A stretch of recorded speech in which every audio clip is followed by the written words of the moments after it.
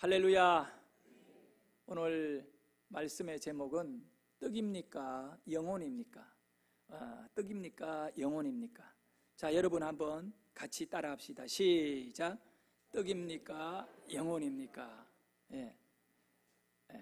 떡을 위해 사느냐 아니면 영혼의 어떤 만족을 채워가면서 살아가느냐 이겁니다. 사람들에게는 모두 만족 지수라는 것이 있어요.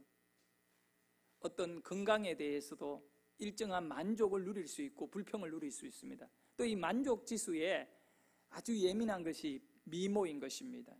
사춘기를 지나면서 아이들이 막 꾸미는 이유도 자기가 만족하고 싶은, 그리고 이 경제적으로도 마찬가지입니다. 어느 정도의 생활 여건을 갖출 때 이 만족이 오고, 그렇지 못하면 늘 그 문제로 인하여 힘들게 되는 것입니다. 대인관계, 직장.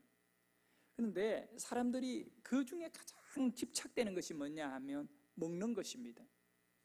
다른 것으로는 모르지만 먹는 문제로 삐어지면 아주 굉장히 치사하게 느껴지고요. 먹는 것 갖고 장난치는 사람들.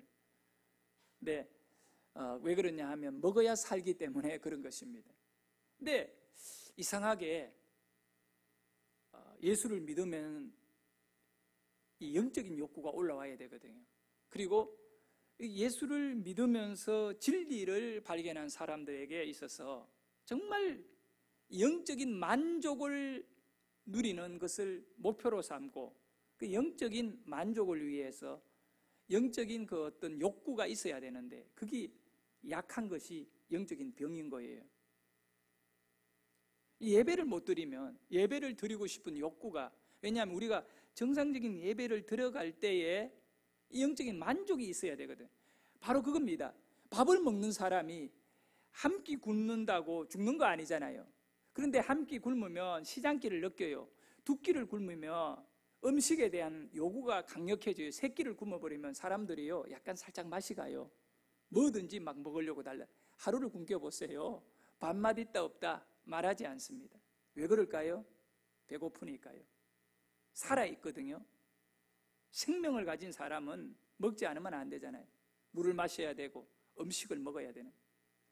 근데 신앙인들은 이 영적인 생활이 자꾸 폐쇄되어지고 어려워지면, 영이 살아있으면 내 안에 계시는 성령의 그 영이 살아있는 영이 갈급해야 한다고요. 영이 말씀을 기다리고 영이 하나님과 교제하고 싶어서 못 견디는 거예요. 이 성경에 나와 있는 시편 기자들의 몸부림치는 것이 바로 그런 내용이잖아요. 여러분의 영혼은 어떻습니까? 이 메마른 시대에 정말 사슴이 시냇물을 찾아 갈급하듯이 내 영혼이 하나님께 참된 예배에 대한 강력한 요구가 있습니까? 그렇지 않으면 그저 떡이나 먹고 그렇게 살고자 하는 삶 속에 영혼의 문제는 별로 그렇게 중요하지 않고, 안 중요한 것이 아니라 별로 중요하지 않고, 그렇게 혹시나 살고 있지 않습니까? 떡입니까?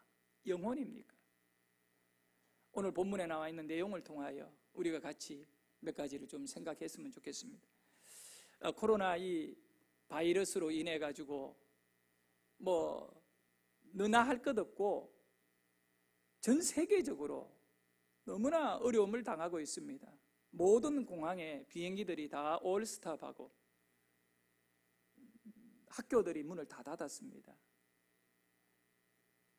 그 잘난 미국 같은 최첨단의 국가잖아요. 유럽 4만 불, 5만 불을 가까이 되는 국민 소득을 가진 그 유럽이 초토화되고 있거든요.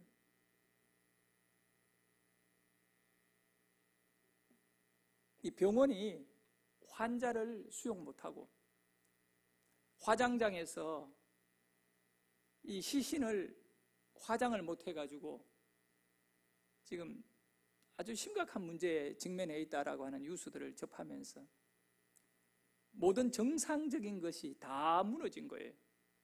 만약에 이것이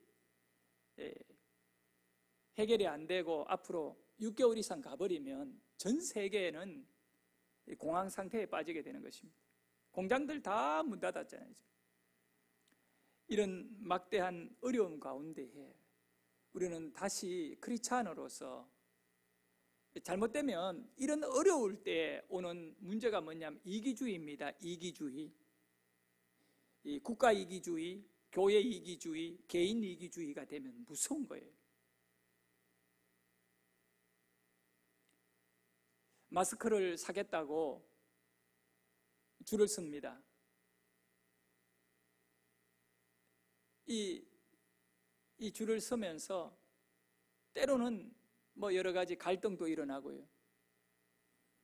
그리고 미국 같은 나라는 나는 이해가 안 가는데, 우리는 마스크 살려고 줄 서는데 미국에는 휴지 살려고 줄 서는데, 뭐 화장실에 못 가서 뭐 환장을 했는 사람인지 무조건 휴지를 산대요. 미국 사람이 문화인가 봐요. 어떤 사람은 창고에 휴지를 거의 한 창고를 사놔놨대요.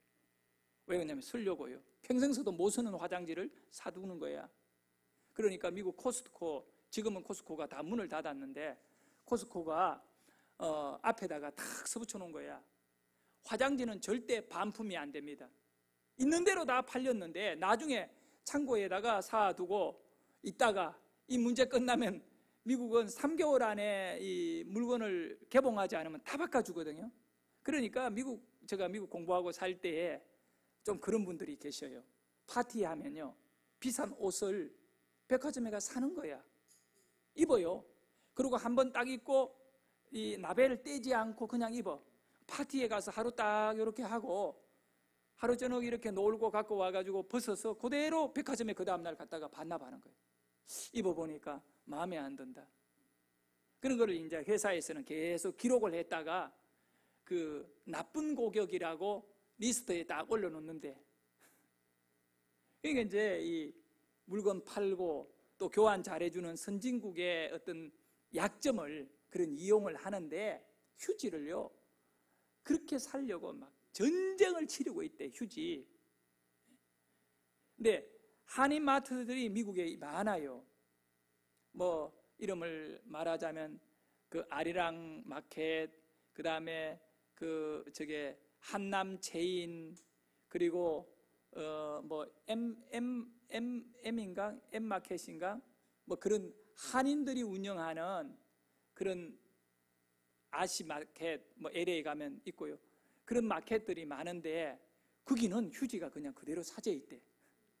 이상하지요? 왜 그러냐면 미국인들이 아시아 사람 만나면 코로나 걸릴까 싶어가 아시아 마켓 근처도 안 돼. 실제로 일어난 일이지요. 휴지를 서로 사려고 이 하나의 휴지통을 들고 둘이 되고 싸우다가 주먹질하고요. 휴지가 뭐길래 아무것도 아닌 거거든요. 그 심리학자들이 이것을 연구한다잖아요. 아무것도 아닌 휴지를 왜 그렇게 가지려고 하는가, 미국 사람들은. 그 이기주의 때문에 그런 거예요. 이기주의.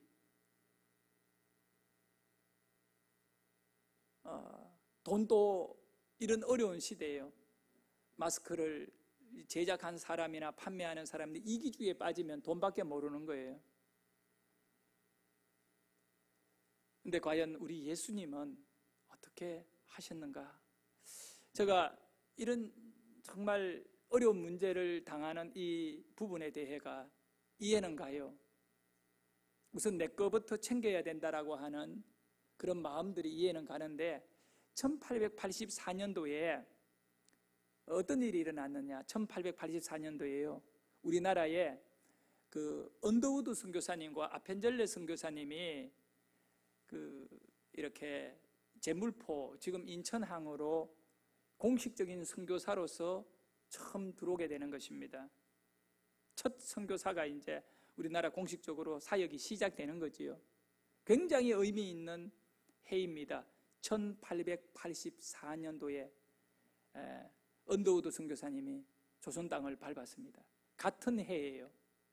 저 지구 건너편 영국에서는요, 상상할 수 없는 비참한 일로 인하여 영국 법원이 죄인 3명을 재판을 했습니다. 이 내용이 뭐냐 하면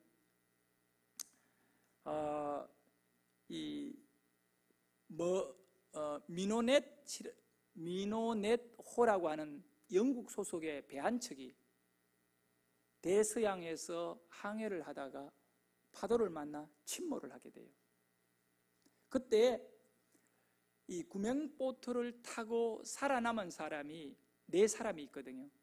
선장, 그리고 1등 항해사, 그리고 일반 선원 1명에 또 17살 먹은 파크라고 하는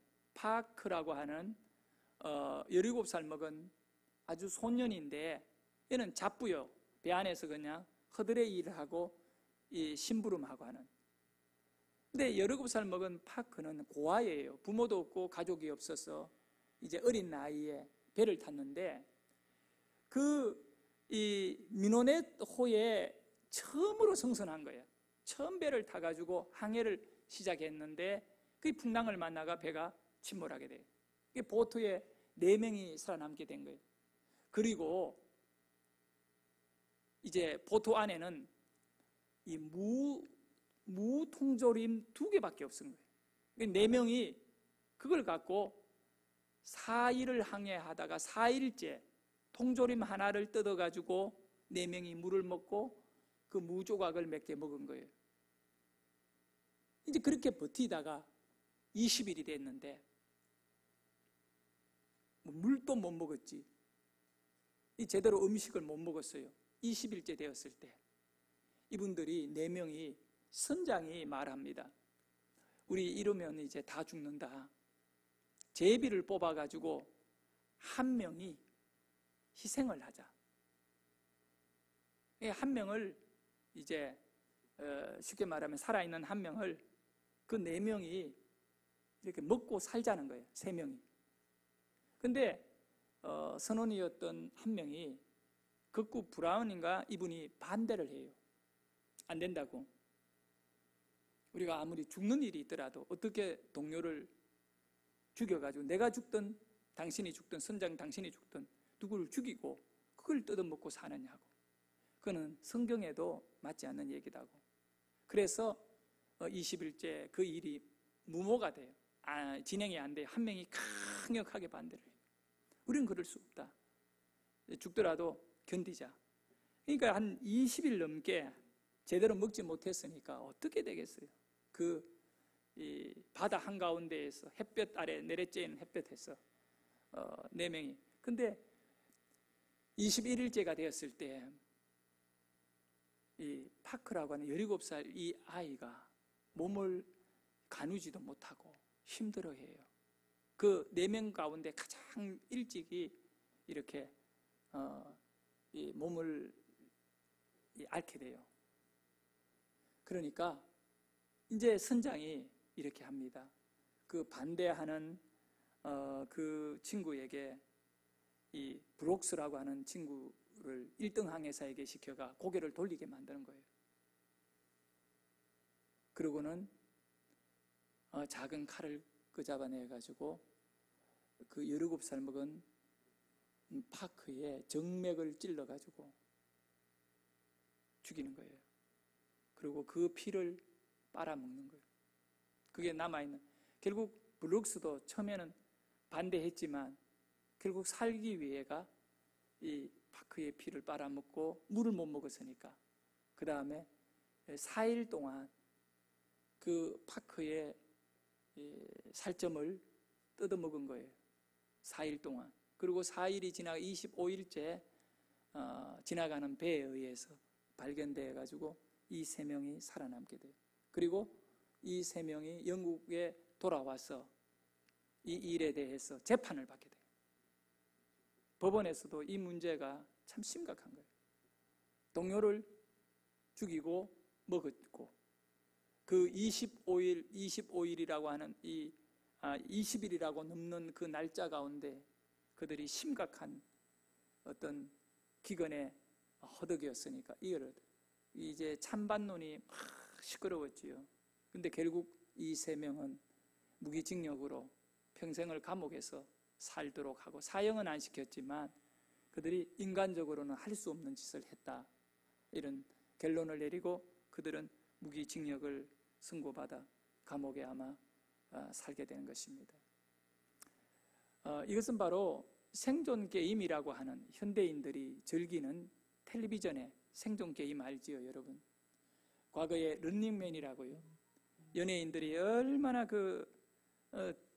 이렇게 달리고 누가 살아남고 뭐 발견되고 국민들이 막 열광하잖아요. 그것이 1세대 생존 게임이면 2세대 생존 게임은 실제로 무인도 같은 데에다가 사람 몇 명을 딱 풀어놓고 거기에서 이제 아무것도 주지 않고 며칠을 버티기, 이런 것이 유행하면서 유튜브 쪽에도 보면 많이 나오는 거잖아요. 그리고 우리나라에도 보면 그 텔레비전 프로에 뭡니까? 유명한 추장이라는 이름을 갖고 그 동남아 같은 나라에 가서 열대 지방에서 뭘 막 잡아도 먹고 막 그런 거 있지요. 그 유명한 사람이죠. 키 좀 작고 연예인. 제가 텔레비가 없어서 잘 모르는데. 정글의 법칙. 그게 생존 게임이에요. 어쩌면 이 코로나가 우리들에게 생존 게임으로 가는 거 아니냐 이거예요. 예? 살아남기 위해서는 무슨 짓이라도 해도 괜찮다라고 하는 도덕이 무너지고 신앙이 무너지고 이러더라도 그거를 그냥 이해할 수 있다라고 하는 것으로 가지 않을까라고 하는, 절대 우리가 준비를 해야 돼요. 이런 심각한 때에 우리는 차라리 죽을지언정 그런 어떤 생존 게임으로는 가지 말아야 돼요. 그럼 뭐냐? 좀 서두가 긴데 생존 게임이 안 되려면 어떻게 이타주의로 가야 되는 거예요. 이기주의, 내가 살아남기 위하여가 아니라 함께 살기 위해. 어쩌면 우리 이타주의는 나는 희생하고 다른 사람을 살리고자 하는 그 마음이 아니겠어요? 이 복음이 갖고 있는 핵심이 그겁니다. 네? 우리 행복을 조금은 내려놓고 정말 하나님과 다른 사람들을 위하여 살겠노라고 전도를 하잖아요. 전도하는 것의 특징인 거죠. 나는 손해를 보는 거예요. 하지만 당신은 뭔가를 생명을 얻어야 된다는 그것 있잖아요. 그러니 욕을 얻어먹을 수도 있고 여러 가지 오해를 당하면서 그렇게 할 수도 있겠지요. 요즘 목회자로 이렇게 자원하는 분이 너무 없습니다. 네? 우리 교회도 젊은이들이 많은데 아무도 목회를 하기 위하여 신학교를 가려고 하지 않습니다. 앞으로는 심각해집니다. 목회자를 못 구할 것입니다. 왜 그럴까요? 이기주의 때문에 그런 거예요. 목회자가 살아가야 될 삶에 여러 가지 제약이 있거든요. 근데 목회자가 되면 많이 양보해야 되는 것 때문에 사람들이, 이 크리스찬들이 이렇게 신학교를 안 가잖아요. 결국은 우리가 이 이타주의가 돼야 돼. 그러니까 그 이타주의의 열매가 뭐냐? 그 이타주의, 남을 나보다 더 낫게 여기고 예수님이 그렇게 가르쳤잖아요. 나만 욕심을 차리지 말고, 나만 가지려고 하지 말고, 나만 마스크 있으면 되는 것 아니에요. 나만 직장이 있으면 되는 거 아니잖아요. 나만 집이 있으면 되는 거 아니거든요. 초대교회 보십시오. 다 나누었잖아요. 이타주의의 열매가 뭐냐? 결국은 사랑이거든요. 사랑은 여기 있다고요. 하나님이 너희를 먼저 사랑한 것이 아니라, 우리가 하나님을 먼저 사랑한 것이 아니라 하나님이 우리를 먼저 사랑하셨다고. 할렐루야. 그 이타주의예요. 기독교의 이 3대 정신, 믿음, 소망, 사랑인데 우리는 오늘 그걸 내팽개치고 사랑은 선택으로 보고 있는 거예요. 그러면 그건 참된 믿음으로 우리가 자리 잡지를 못하는 것입니다. 동료를 뜯어먹고서라도 내가 살아남으면 된다, 그건 아니잖아요. 차라리 같이 죽는 일이 있더라도 그렇게 가야 하잖아요. 우리 예수님께서 정말 사랑으로 우리를 희생하시고 사랑으로 우리를 돌보셨습니다. 그렇기 때문에 근본적으로 예수님의 심성이 사랑이기 때문에 병자들을 보면 하나님을 믿는다 안 믿는다 이 문제와 상관없이 불쌍한 사람은 예수님이 다 문제를 해결해 주셨어요. 그 얘기가 바로 오늘 우리가 읽었던 본문 시작에 마태복음 14장 14절에 보면 이렇게 말씀하고 있습니다. 같이 크게 읽습니다. 시작. 예수께서 나오사 보시고 불쌍히 여기사 그 중에 있는 병자를 고쳐 주시니라. 불쌍히 여겨주는 거잖아요. 그리고 그 병자들을 예수님이 다 고쳐주는 그 결과가 뭐냐? 인기가 예수님이 굉장히 높아지는 것입니다. 예수님께서 우리를 불쌍히 여긴 거예요. 뭐 예수님이 그 많은 사람들에게 인기를 얻고 싶어 행동한 게 아니에요. 그렇게 했다면 한 3개월 지나면, 3년이 아니라 3개월 지나면 전 팔레스타인을 손아귀에 넣었을 것입니다. 예수님이 만약에 오늘 정치인이나 오늘날 연예인 같이 인기를 추구했다면 딱 3개월 안에 아마 팔레스타인에 있는 아래 위 상관없이 모든 사람들을 다 예수님의 손아귀에 넣을 수 있었을 겁니다. 인기를. 그런데 우리 예수님은 그런 인기에 사람들이 추앙하고 사람들이 따르는 것의 목적이 아닌 거예요. 많은 사람들이 예수님께서 우리를 불쌍히 여겨가지고 병을 치료해주고 문제를 해결해 주는데, 사람들은 그 기적을 행하는 예수님을 본 이 사람들은, 또 소문을 들었던 사람들은 그 예수님이 행하는 그 사건에만 집착을 하게 되는 거예요.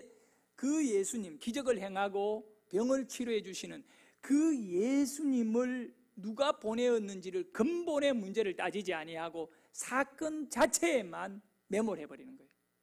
그래서 그 결과가 뭐냐 하면, 예수님이 어디를 가시든 간에 그 예수님이 있는 곳에는 또 다른 기적을 행하지 않을 것인가 라고 하는 기대 때문에 수많은 사람들이 몰려오게 되고, 계속 예수님이 가는 방향과 함께 사람들이 따라다녀 무리가 형성되는 것입니다. 뭐 여러분 잘 알잖아요.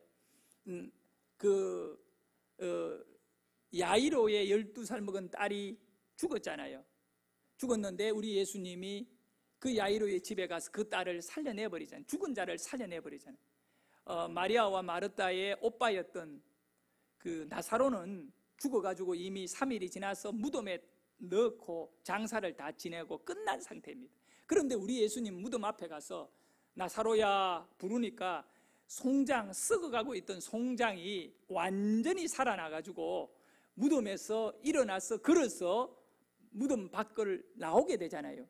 유대인의 무덤은 우리와 같이 흙으로 이렇게 메워버린 것이 아니라 동굴 팔고 시체를 이렇게 두는 곳이다 보니까 살아날 수가 있는 거예요.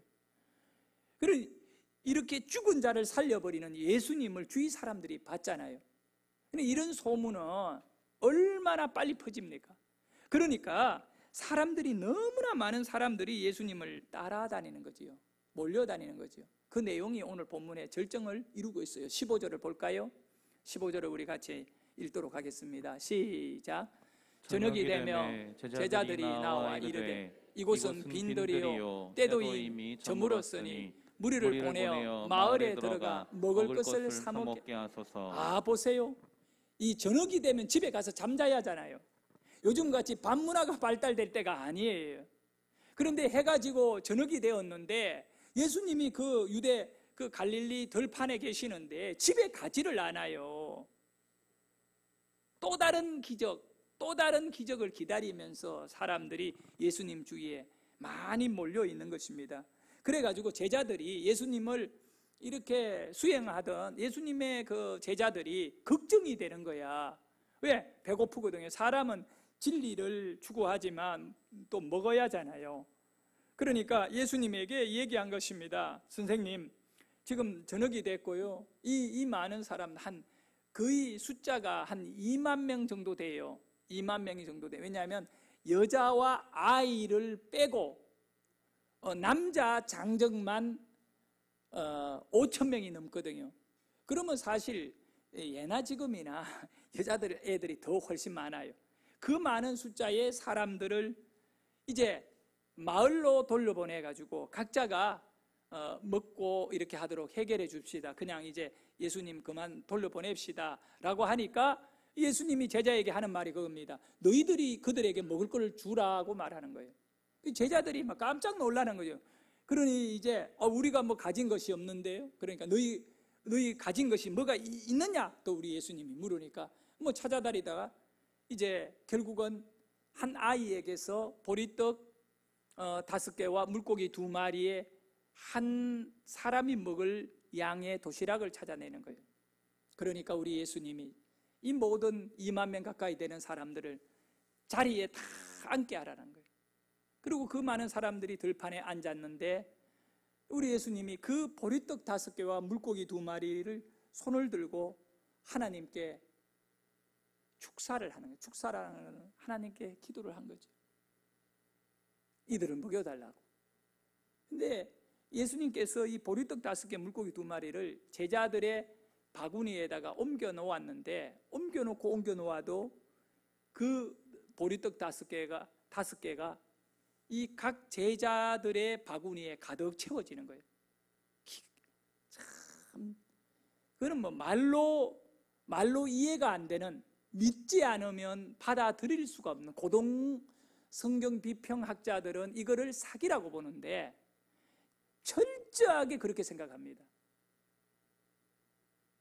그들이 뭐라고 얘기하느냐 하면, 한 아이가 보리떡 5개와 물고기 2마리를 딱 내놓으니까 예수님이 그걸 들고 이 아이가 이걸 내놓았다, 이렇게 연설을 딱 하니까 그 어른들이 감동을 받아 보따리 풀어가, 어른들은 이기주의다는 거예요. 자기밖에 몰라요. 자기만 먹으면 돼요. 숨겨놓았던 도시락을 다 끄잡아내가지고 나누어 먹고 남은 것이 12바구니다.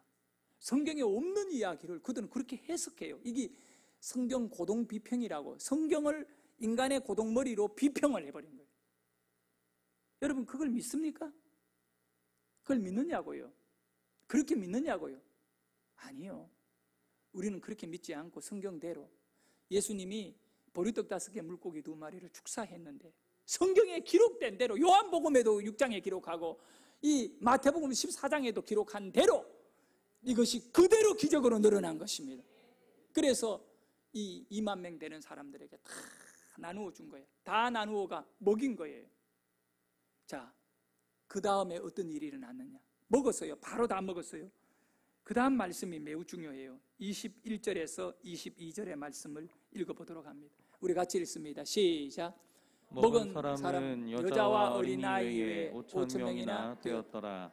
예수께서 즉시 제자들을 재촉하사 자기가 무리를 보내는 동안에 배를 타고 앞서 건너편으로 가게 하시고. 자, 여기 빨간 글씨 보이지요? 예수께서 어떻게 하셨다고요? 즉시 제자들을 재촉해가지고 건너편으로 가도록 배 태워가 보내버린 것입니다. 즉시 재촉하는 거예요. 빵을 나누어주고 떡을 나누어주고 그 생선을 나누어주고 먹인 다음에 즉시 제자들을 배를 태워가 건너편으로 즉시 보내버린 거예요. 제자들은 더 있고 싶었어요. 왜냐하면 초유의 기적이 일어났잖아요. 그러면 기적의 어떤 그 뒤안길에서 제자들이 맛보고 누려야 될 인기가 있잖아요. 어마어마한 기적을 행했으니까 본인들이 바구니를 들고 다닐 때 이걸 떡을 이렇게 내어가 나누어주도 또 생기고 이런 거를 본인들이 직접 경험했고 그 기적의 현장에서 기적의 잔재가 남아있고 싶은 거예요. 잔재로 남고 싶은 거예요. 그리고 모든 사람들이 이야, 예수님 대단합니다라고 하는 그 인기를 좀 누리고 싶은 거야. 그런데 우리 예수님은 그게 아니에요. 그들을 배를 태워가 바다로 보내버리는 것입니다. 빨리 떠나게 하는. 왜? 제자들에게 먹는 문제. 자, 이것은 요한복음을 통하여 알 수 있는데 요한복음 6장 25절에서 27절을 읽도록 하겠습니다. 제자들을 왜 그렇게 예수님이 즉시 재촉해가 바다로 보냈는가? 시작. 바다 건너편에서 만나 랍비여 언제 여기 오셨나이까 하니 너희가 나를 찾는 것은 표적을 본 까닭이 아니요 떡을 먹고 배부른 까닭이로다. 썩을 양식을 위하여 일하지 말고 영생하도록 있는 양식을 위하여 하라. 이 양식은 인자가 너희에게 주리니. 이 양식은 인자가 너희에게 주리니. 그런데 이 똑같은 요한복음 6장 이 말씀이 바로 이 마태복음 14장에 있는 그 오병이어의 기적의 얘기예요. 예? 예수님을 바다 건너에서 만났는데 사람들이 왜 그렇게 도망갔습니까? 빨리 우리하고 조금 더 있지요 라고 물으니까 너희가 나를 찾는 이유는 떡을 먹고 배부른 까닭이지 인자가 정말 인자라는 것은 예수님이거든요. 내가 너희들에게 진짜로 주고 싶어하는 그거는 너희들이 욕심이 없구나, 그거에 대한 욕망이 없구나, 그거에 대한 만족에 대한 어떤 추구하는 것이 없구나, 이 얘기하는 거예요. 우리가 교회를 나오고 예배를 드립니다. 이 예배를 드릴 때 나를 기쁘게 하고 나를 위로해주고 내 마음을 편하게 해주고 뭔가 나 자신을 높여주는 그거를 기다리고 있느냐고요. 말씀을 통하여, 예배를 통하여. 너희는 떡을 먹고 배부르기 때문에 그 떡 먹는 일로 인하여 나를 따라온다면 나는 너희들을 도망가 버린다는 거예요. 그거는 내가 너희들에게 주고자 하는, 내가 너희들을 불쌍히 여기고 긍휼히 여겨가지고 떡은 주지만 너희들이 불쌍히 해가 떡은 준다는 거예요. 하지만 내가 너희들에게 진짜 주고자 하는 것은 영생인데, 인자가 주고자 하는 영생인데 그거에 대한 욕구가 너희들에 있느냐 이거야. 여러분은 어떻습니까? 왜 예수님은 제자들을 배태워가 적시 떡 먹인 이후에 적시 배태워 재촉해가지고 바다로 내보내느냐? 바로 제자들에게 영생을 주고 싶은 거야. 그거를, 이 영생은 영적인 거를 주고 싶다는 겁니다. 여러분, 바다에 나갔습니다. 어떤 일이 일어났습니까? 풍랑이 일어나가지고요, 배가 얼마나 위기에 빠졌는지 몰라요. 바람이 불고 물이 배에 들어오고 작은 나무로 만든 돛담배에 12명의 제자들, 예수님은 산에 올라가서 기도하고 배를 타지도 않았어요. 급하게 제자들을 배 태워가 바다로 날씨가 별로 안 좋았는데, 이런 밤에 항해하면 안 되는데 밤에 제자들을 배 태워가지고 보내버렸어. 시간이 아마도 한 12시나 11시나 됐을 거예요. 늦게까지 보세요. 오병이어 기적이 일어났을 때가 해가 넘어간 저녁이었다고요. 한 7시나 8시 시장할 때예요. 끔끔해지고. 그런데 사람들이 집에 안 가니까 걱정되니까 제자들이 예수님에게 이들 돌려보내자고 했잖아요. 그러면 예수님이 축사하시고 떡을 나누어 먹으면 1시간에 다 끝날까요? 2만 명이 먹는데 그 분주하게 움직이다 보면 9시, 10시가 됐을 거예요. 그 늦은 시간 이후에 제자들이 배를 타고 항해를 예수님이 재촉해가지고 빨리 바다로 보내버리거든요. 그러니까 그 제자들이 바라본 이 어마어마한 기적의 잔재에서 제자들을 빨리 지워버리는 거예요. 바다로 내보냈습니다. 그리고 우리 예수님이 하신 말씀대로 너희가 떡을 먹음으로 배불러서 나를 쫓는 인생이 되지 말라는 거예요. 내가 너희에게 줄 떡은 영원한 생명의 떡인데, 영적인 떡인데 영적인 것을 너희에게 주고 싶다. 그래서 제자들이 바다에서 배를 타고 가는데 막 바람이 불고 막 배가 침몰하기 직전이에요. 자, 말씀 오늘 14장 25절을 읽어보도록 합니다. 같이 읽습니다. 시작. 밤 사경에 예수께서 바다 위로 걸어 제자들에게 오시니. 밤 사경이 돼요. 사경이라면 그 현재 우리 시계로는 3시에서 6시 사이를 사경이라 그래요. 사경. 3시에서 6시 사이. 새벽에. 새벽이에요. 벌써 밤에 출발한 배가요, 그 갈릴리 바다 한가운데, 호수 한가운데에서 풍랑을 만나가지고 막 정말 너무 어려움에 처한 거예요. 아직 3시, 4시 되니까 아직 어둡습니다. 풍랑이 일고 해도 뜨지 않았고 깜깜한 밤에 저 멀리서 예수님이 물 위를 걸어가지고 제자들 쪽으로 오고 계셔요. 그런데 제자들은 생각을 못했어요. 우리 주님이 물 위를 걸어가지고 우리에게 온다는 것은 상상할 수 없는 일이에요. 그래서 그들은 그 물 위에 걸어오는 그 물체를 가리켜가 귀신이라고 봤어요. 그 유령이다 말은 우리말로 귀신인 거예요. 귀신이다. 그리고 제자들이 덜덜 떨면서 우리는 죽었다 이제. 이 파도도 무서웠지만 저 귀신이 우리에게 달라들면, 저 유령이 달라들면 우리는 끝났다, 괴물이다, 유령이다, 이렇게 그들이 들고 있어요. 내가 여러분에게 하고 싶은 말씀이 하나 있어요. 이 본문을 읽으면 은혜 받은 내용이 있어요. 그걸 전하고 싶어 이 설교를 하는 거예요. 제자들은 예수님을 보고 유령이라고 귀신이라고 말했어요. 그런데 우리 예수님은 제자들에게 안심하라고, 내니 두려워하지 말라고 말했어요. 우리 예수님, 제자들은 예수님을 보고도 몰라요. 보고도 어둠에 깔려가지고 보고도 모르는 거예요. 그리고 제자들의 생각 속에는 예수님이 우리를 구해주려고 저 산에서 기도하고 내려와 바다 위를 걸어서라도 우리를 구해주고 우리를 불쌍히 여기고 우리를 살려주시려고 물 위를 걸어올 것이라고는 아무도 생각을 못했습니다. 네, 어떻게 우리 예수님이 제자들에게 올 수 있었나요? 물론 우리 예수님은 하나님이십니다. 그 물리를 걸을 수도 있습니다. 근데 더 중요한 것이 있어요. 이미 우리 예수님은 풍랑만난 제자들을 보고 계셨다는 것입니다. 자, 오늘 말씀의 핵심입니다. 제자들은 예수님 못 봅니다. 보고도 유령이라 말합니다.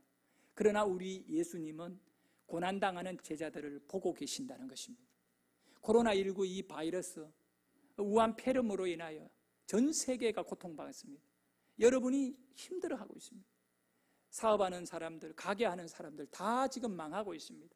이렇게 가다가 다 끝납니다. 그런데 여러분 힘드시지요? 힘이 안 드나요? 힘드시지요? 그러나 예수님이 안 보이지요? 예수님이 안 보이지요? 대답들 좀 하셔. 안 보이잖아요. 근데 우리 예수님은 여러분 보고 계십니다. 우리가 예수님 안 보인다고요? 우리 예수님은 여러분 가운데 다가오셨습니다. 여러분이 보지 못할 뿐입니다. 어떤 가운데에도 우리 주님은 여러분을 보십니다. 여러분의 영의 눈이 어두워 못 보지만 우리 예수님은 여러분을 보고 계십니다.